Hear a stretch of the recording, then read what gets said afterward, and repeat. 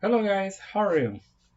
Então vamos lá, a primeira parte da apostila que temos aqui o reading, que é uma atividade de leitura para desenvolver, né, a habilidade de leitura em inglês.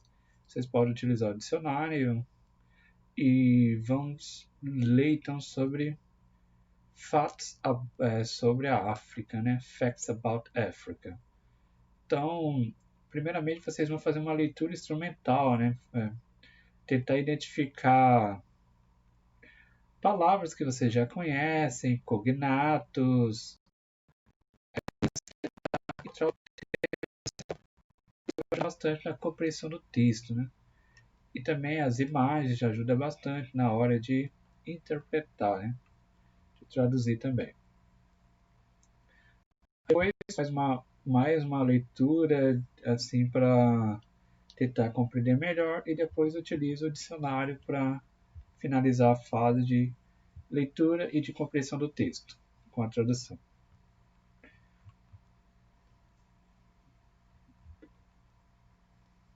Aí tem as perguntas relacionadas a esse texto, né? Então, what's the name of Africa longest? Então, vocês vão observar sempre as imagens e o texto para responder essas perguntas.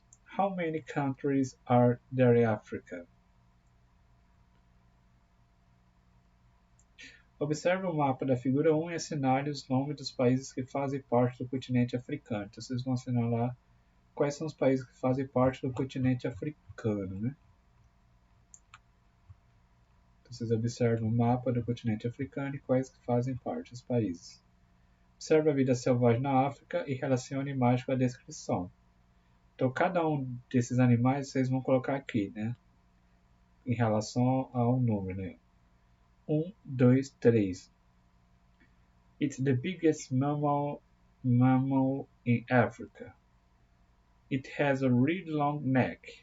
It's very intelligent. Então, vocês vão colocar, identificar qual que é a descrição de cada um que está falando aqui na imagem. A outra parte aqui das atividades, let's study English. Reading Comprehension. Então, mais outra atividade de leitura de compreensão. Aí temos aqui uma tabela, né? Time spent online. Getting things done. Getting distracted. Então, vocês vão observar aqui, né? Quais são as ações que acontecem em cada um desses aqui, né?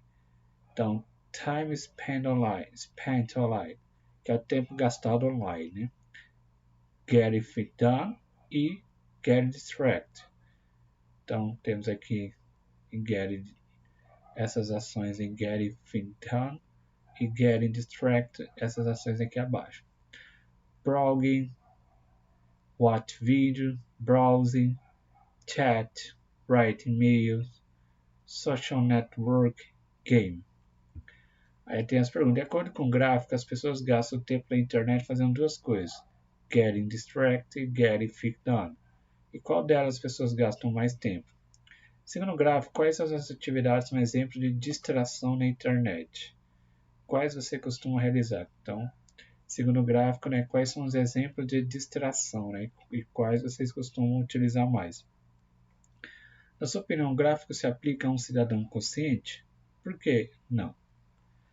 Então, temos aqui agora as abreviações e gírias, né, sobre os vocabulários. Geralmente são abreviações que você encontra muito em chat, em aplicativos, na internet, bastante utiliza abreviações, né, ou até gírias em língua inglesa.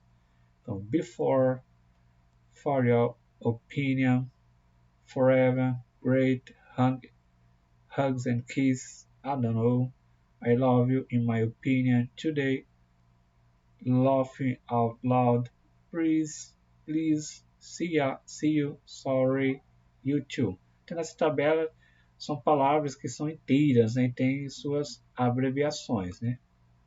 Então, as abreviações estão aqui embaixo. Então, vocês vão relacionar então as abreviações com as palavras do quadro. Então, para cada uma dessas abreviações aqui até a N, tem o seu significado aqui. Vocês vão relacionar. Writing, seção de escrita. Facts about cyberbullying. Então, esse texto aqui vão falar sobre fatos sobre cyberbullying, né, que é o bullying cometido nas redes sociais, na internet. Então vocês vão ler com auxílio do dicionário para compreender melhor. E também com auxílio já de conhecimento de mundo que vocês já têm, né? Isso ajuda bastante na compreensão do texto. Com base nas informações do texto, escreva um cartaz em inglês para conscientizar as pessoas de parar de cometer cyberbullying. Né? Então, ao invés de utilizar um cartaz, vocês escrevem individualmente no caderno de vocês. Né? Relacione dicas para as pessoas navegarem de forma segura na internet. Então, nesse cartaz, vocês vão relacionar também dicas, né? No caderno para navegar de forma segura na internet. Relative pronouns, usando para unir elementos em uma frase e para evitar repetição. Então, são palavras que a gente utiliza, né, para unir elementos em uma frase e assim evitando repetições desnecessárias. Né? Então, temos aqui we use, that, which,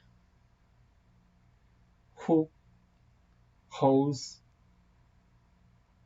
to refer to people and things, thing, people and things. Então, should e must a gente utiliza assim quando a gente quer aconselhar ou recomendar algo, né? Então, são verbos modais que a gente utiliza nesse sentido, né? Porque não podemos ser de uma forma direta, né? Usar verbos assim, você deve, né? Você tem que fazer isso. Não, a gente deve recomendar, aconselhar. E o should é nesse sentido utilizar, né? Para recomendar coisas, né? Algo, né? Aconselhar. You should do more exercise. It would do you good. Então você deveria fazer mais exercícios, né? E para frases negativas, a gente utiliza o shouldn't. Então shouldn't, que é a junção, né, do should mais o not. Então should mais o not fica shouldn't. Então nesse caso, quando a gente não quer aconselhar ou recomendar, né? Você não deveria, né? Você não deve fazer isso. So you shouldn't let others dictate what is good for you. Você não deveria, né, deixar que outras pessoas ditam, né, o que é bom para você, né? O verbo modal must indica obrigatoriedade, necessidade. Então, ao contrário do should, o must é de uma forma assim, mais enfática, né? Assim, uma forma de obrigar, né, de obrigatoriedade, né, de necessidade. Não, você deve fazer isso, senão você pode se dar mal. Então, tá obrigando, tipo, você não pode fazer anagrama, você não deve fazer isso. Geralmente, em proibição, né, coisa assim que as pessoas não devem fazer, a gente utiliza muito must nesse sentido. All student at this school must wear a uniform. Então, todos os estudantes dessa escola devem, né, usar, né, vestir o uniforme. All students at this school must wear a uniform. Então, nesse sentido, o must, que é o que está no sentido de quê? De obrigação. Tipo, é uma obrigação do quê? Dos alunos usarem os uniformes. Então, must funciona nesse sentido, né? A obrigatoriedade, a necessidade das pessoas utilizarem o uniforme. A forma must not indica proibição. Então, you must not come to the party because you were not invited. Então, você não deve vir para a festa porque você não foi convidado, né? Você não estava convidado. Então, nesse sentido que indica que é uma proibição, a pessoa não deveria, né? Não podia estar na festa, mas acabou indo, né? Mas mesmo utilizando must not, né? Que é uma proibição. Leia as frases abaixo, depois assinale qual que é o significado das palavras destacadas de cada sentença. Obligation, recommendation. Então vocês vão colocar então em cada uma dessas sentenças, nessas frases, o O para obrigação e R quando for recomendação, tudo bem? Everyone shouldn't be active to be healthy. You must eat them if you want to stay healthy. You must ask yourself some key questions and answer them honestly. When eat away from home, people with food allergies must be cautious.